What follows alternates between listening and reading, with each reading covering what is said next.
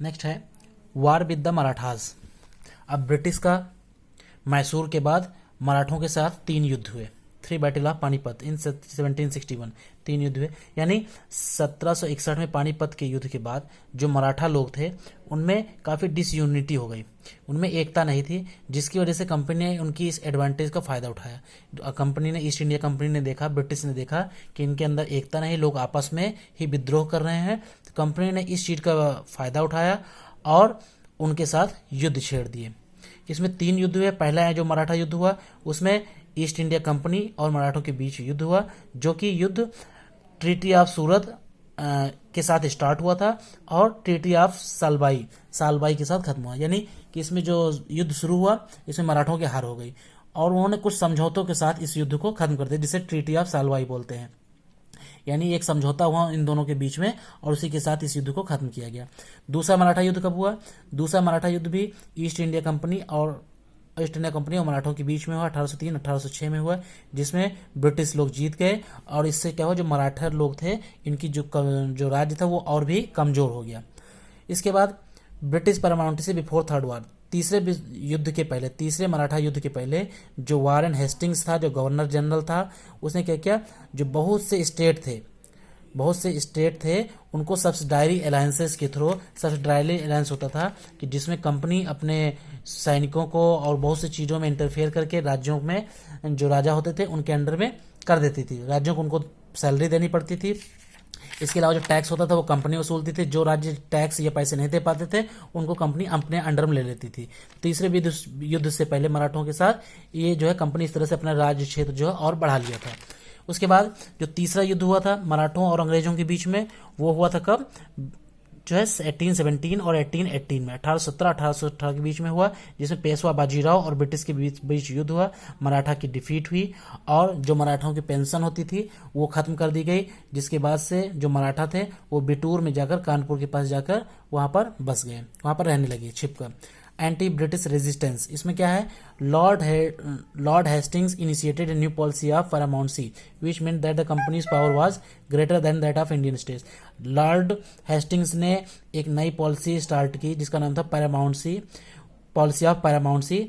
इससे यह होता था कि कंपनी में जितने भी इंडियन स्टेट होते थे वहाँ पर कंपनी की पावर ज़्यादा होती थी बजाय कि इंडियन स्टेट के, और इसके थ्रू वो जो है भारतीय जो राज्य थे वहाँ पर वो धीरे धीरे एनेक्स करने लगे, वहाँ पर अपना अपना जो है पावर रखने लगे, वहाँ पर लोगों को कब्जा करने लगे। Expansion of British rule in and outside India, धीरे धीरे वो जो ब्रिटिश थे वो इंडिया में ही नहीं अफगानिस्तान में वहाँ के जो मुगल बादशाह थे उनको हराकर वहाँ पर अपना शासन किया।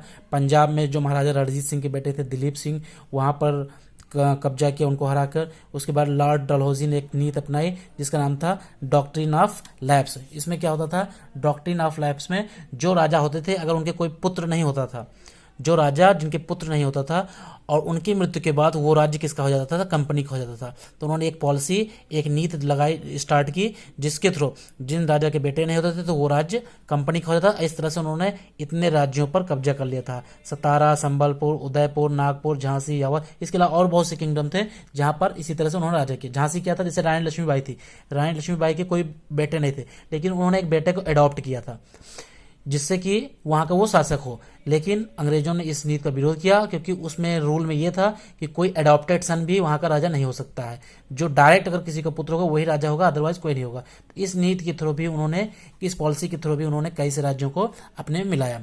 Abolition of pension and titles, उसके बाद जो भी राजा होते थे उनको पेशवा बोला जाता था, निजाम बोला जाता था, वो सभी उसको खत्म कर दिया। जो पेंशन होती थी उसको खत्म कर दिया और जो वहाँ पे जिनके पे बेटे नहीं होते थे उसको अपने में मिलाकर अपने कब्जे में कर जैसे कि तंजौर, तमिलनाडु, हैदराबाद, अवध, इनको अपने में इस तरह से उन्होंने अपने राज्य की सीमा को ईस्ट इंडिया कंपनी ने सभी जहाँ का कब्जा स्टार्ट कर दिया।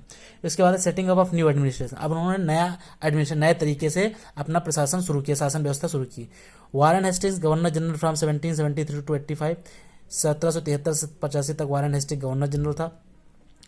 उसने ब्रिटिश जो इंडियन टेरिटोरीज थी उसको 3 प्रेसिडेंसीज में डिवाइड किया था, बंगाल, मद्रास, बॉम्बे, इन 3 भागों में डिवाइड कर दिया था और अलग अलग तीनों पर यहाँ पर शासन करता।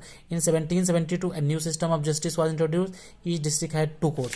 उसने एक न्याय के लिए नए तरीके से उसने स्थापना की कि नए तरीके से कोर्ट न्याय किया जाएगा। एक क्रिमिनल कोर्ट होता था जिसे फौजदारी अदालत बोलते थे, एक सिविल कोर्ट होता था जिसे दीवानी अदालत, यानी उसने न्याय के क्षेत्र में भी अपने नए तरीके से जो है एडमिनिस्ट्रेशन स्टार्ट किया। कंपनी आर्मी में भी काफ़ी चेंजेस किए, जैसे कि पहले हाथी, घोड़ा, पैदल, सिपाही होते थे, उन्होंने क्या किया, उसको मस्कट्स एंड मैचलॉक्स देते थे, यानी बंदूक देने लगे। नए स्टार्ट की जो बंदूक आने लगी वो सेना को मिलती थी। In the early 19th century soldiers were given European style training, और उनको यूरोपियन स्टाइल में ट्रेनिंग भी दी जाती थी। लेटेस्ट आर्म्स, नए हथियार, अत्याधुनिक हथियार, ड्रेस और डिसिप्लिन, ये सभी चीज़ें जो आर्मी के लोगों को सिखाई जाती थी। तो इस तरह से ये चैप्टर आपका कंप्लीट हुआ। Thank you.